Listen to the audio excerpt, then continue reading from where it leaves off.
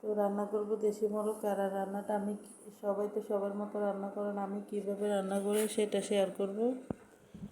তারপরে পেঁয়াজগুলো আগে লাল লাল করে ভেজে নিয়েছি, এখন আদা রসুন দিয়ে দিতেছি 2 চামচ। দেওয়ার পর এখন মশলাগুলো দিয়ে দেবো, যেহেতু আমার আদা রসুনটা কষানো হয়ে গেছে, ভাজা হয়ে গেছে।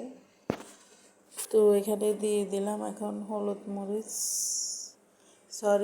1 চামচ, মরিচ 1 চামচ, আর জিরা ধনিয়ার গুঁড়ি দিয়ে দিলাম 2 চামচ। আর এখন যেহেতু গরমকাল তাই মরিচটা একটু কমই দিলাম, বাচ্চারা ঝাল খেতে পারে না সেজন্য। তো আমি মশলাটা ভালো করে কষাই নিলাম। এখন মশলাটা কষানোর পর এখন এটা মুরগির মশলা দিতে মনে ছিল না এর আগে, তো এখনও সময় আছে, সমস্যা নেই, তাই মশলাটা কষা নিতেছি। এখন মাংসগুলো দিয়ে দেব।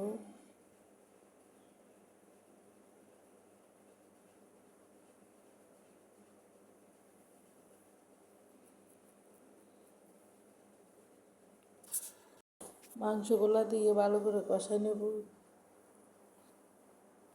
আর আমার মাংসটা মানে কষানোতে সিদ্ধ হয়ে যাবে।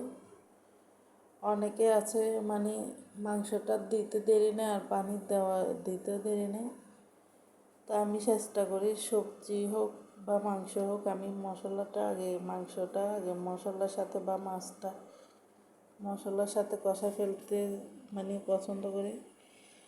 তো এইভাবে কষালে মানে জুস বের হয়, মুরব্বীরা বলে, আমার মা বলতো তখন যে মাছ মাংস যত কষাবে তত মজা হবে। তো যাই হোক, মা তো এখন বেঁচে নাই। তো এখানে এখন মশলা, বারবার শুধু মশলাই বলতেছি। তো এখানে মাংস কষানো হয়ে গেছে, এখন আলুগুলো ঢেলে দিলাম। আলুটা দিয়ে আর একটু কষাবো। আলুটা দিয়ে কষানোর পর পরে ঝোল দিয়ে দেব। তো আমার মানে ঝোল দেওয়ার এত টেনশন নাই, তারপরও মাংসটাই কষানোর মধ্যে সিদ্ধ হয়ে যাবে। তো এখন দেখুন পানি দিয়ে দিছি। তো আপনারা সবাই কে কেমন আছেন, আজকে কী দিয়ে ভাত খাইছেন বলেন। আর যারা আমার ভিডিওগুলো দেখেন তাদেরকে অনেক অনেক ধন্যবাদ।